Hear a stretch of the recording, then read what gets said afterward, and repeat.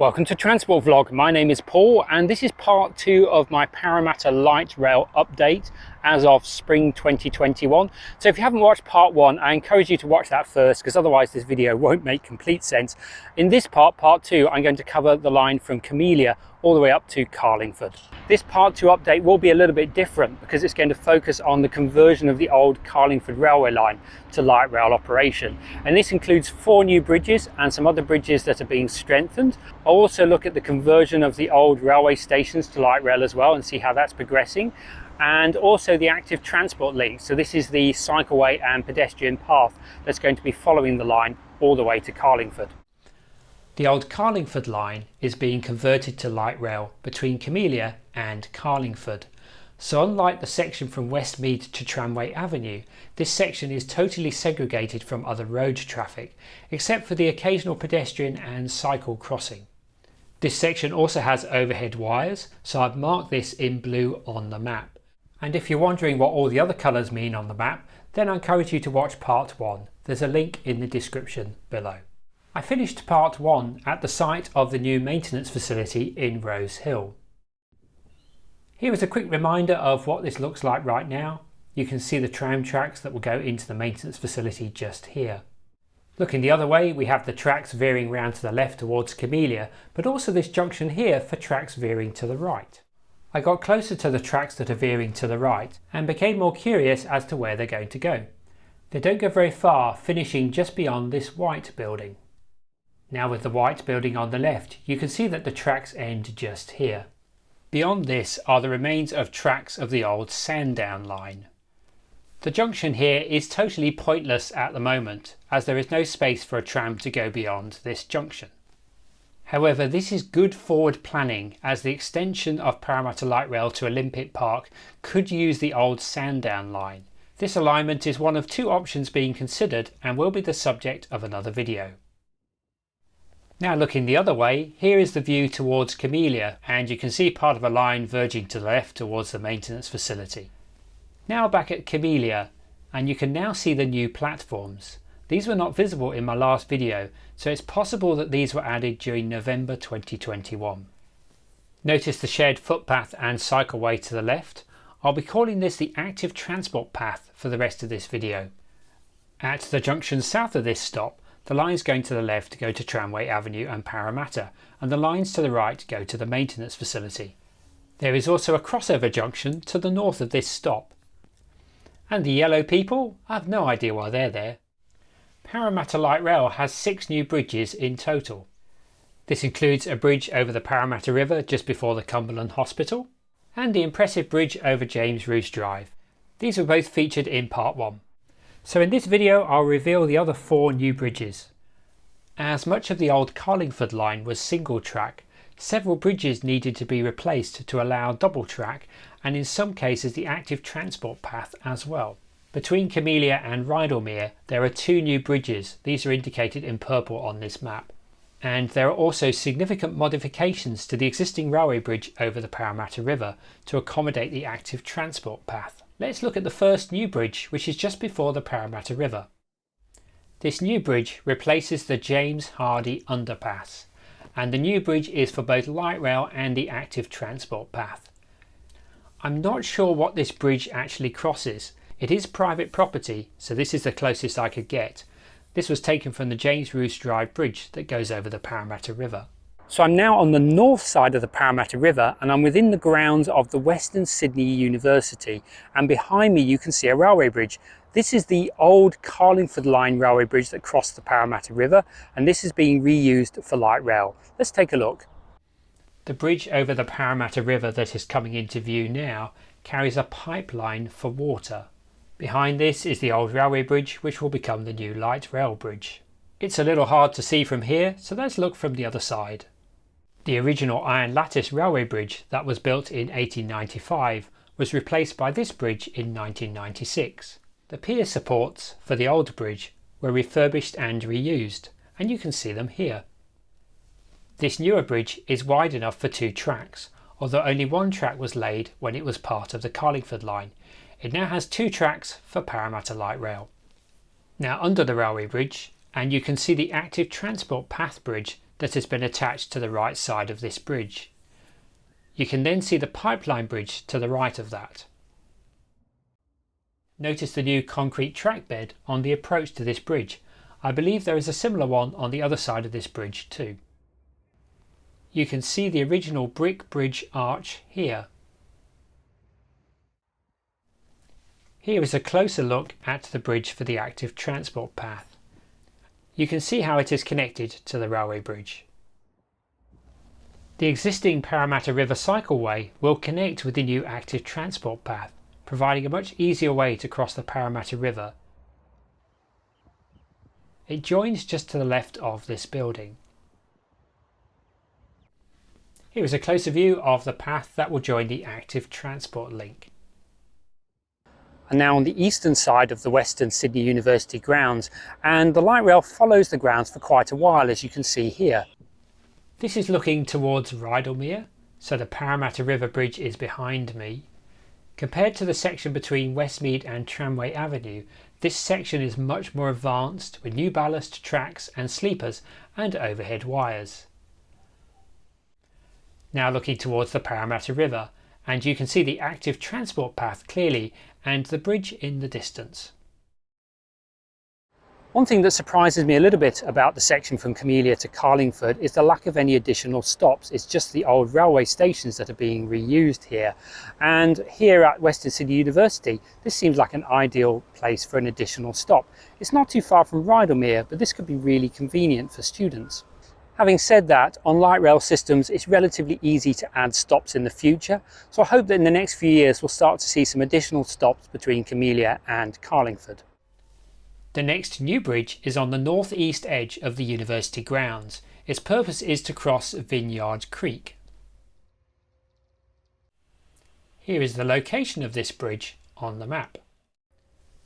This bridge carries the two light rail tracks and also the active transport path, and replaces the old single track railway bridge. This is Vineyard Creek, which the bridge crosses. So I'm now at the site of Rydalmere station, and the only thing I can see from the old station is a covered up T sign. I'm assuming that this signpost will stay, with the orange T sign being replaced by a red L sign for light rail. The Rydalmere stop is just south of Victoria Road, and the best views are from the Victoria Road bridge. You can see the concrete slab with the tracks being laid on top of it. Behind that you can see what looks like the construction of the platforms. Behind the platforms, and where the white crane is the Vineyard Creek Bridge. If you look closely, you can see that the rails are encased in rubber. This protects the rails from the concrete pour and provides electrical isolation. The mesh structure that you can see between the two tracks and also where the platforms will go is called rebar. It is used to reinforce concrete and prevent it from cracking. The active transport path crosses the light rail here at Rydalmere.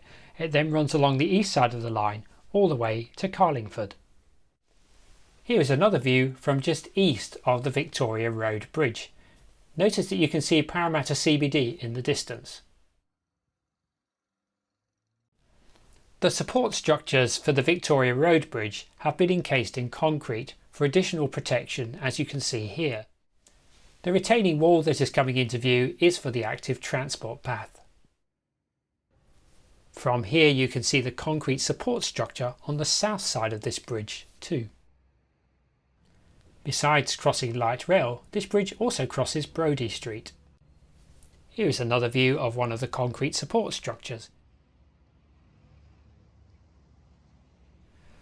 From Rydalmere, the line follows Dudley Street, and as you can see, the active transport path is now on the east side. On Dudley Street, at the junction with Reserve Street, a new pedestrian and cycle path will link with the active transport path. You can see the ramp just here. So I'm now at the site of the new Dundas station. Again, you can see an old T sign here. I wonder if they're going to reuse these. I think the answer is yes. The Dundas Stop is just a little bit south of Kissing Point Road. It has an entrance on Station Street, but can also be accessed from Kissing Point Road via a pedestrian path. The construction site for Dundas Station starts at the north end of Dudley Street and runs along the edge of Windjoy Reserve. Dundas is the only stop to retain a former station building. It's a heritage listed small timber platform building. The original timber structure was destroyed by fire in 2007, so what you see here is quite different to the original. If you remember the original, do let us know in the comments. The platforms will be immediately behind this building. You can see evidence of the concrete track bed on the left. There are also two rectangular structures in front of this building. I'm not sure what the purpose of these are as yet. Here's a closer look at this heritage station platform building. There is a modern apartment complex very close to the Dundas Stop, as you can see here. The next new bridge is across Kissing Point Road.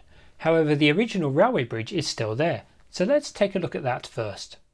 This is the original railway bridge. This bridge will now be used for the active transport path. A new bridge for light rail has been constructed behind this one. I'll show you the new bridge in a moment. Coming into view now is another construction site, but don't be fooled, this has nothing to do with Parramatta Light Rail. It's for a new apartment building. Here's another view of the existing railway bridge.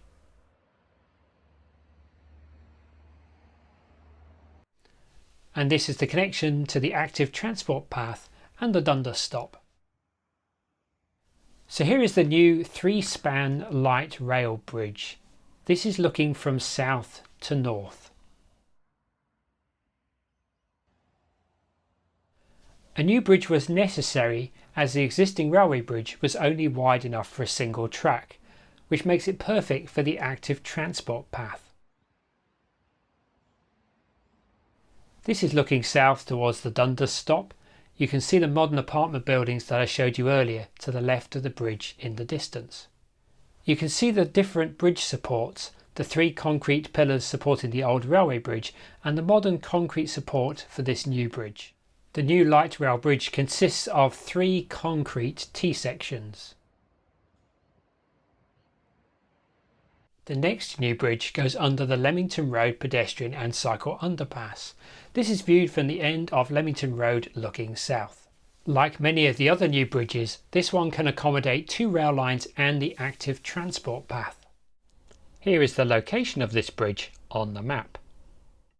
Here is a view of the same bridge from the other end of Leamington Road looking north. Kissing Point Road is behind me. Notice the new path leading to the active transport path. This is looking towards Dundas. The bridge is looking pretty much finished.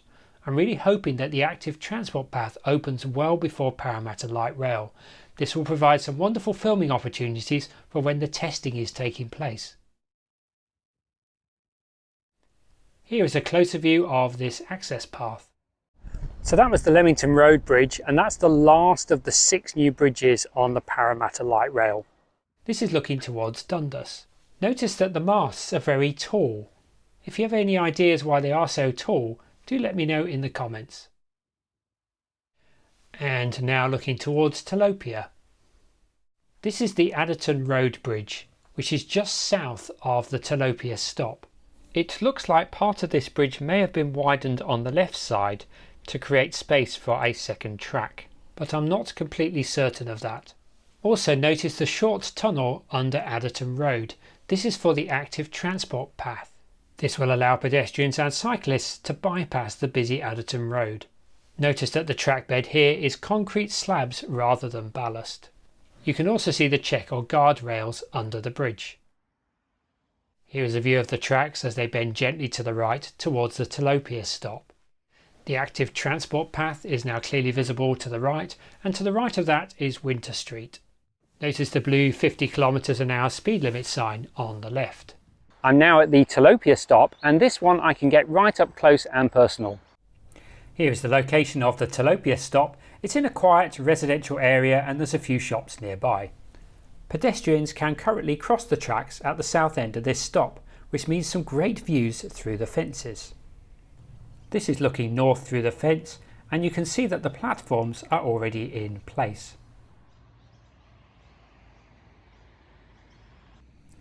You can see some holes on this platform. These could be for a future canopy, or they could simply be for drainage.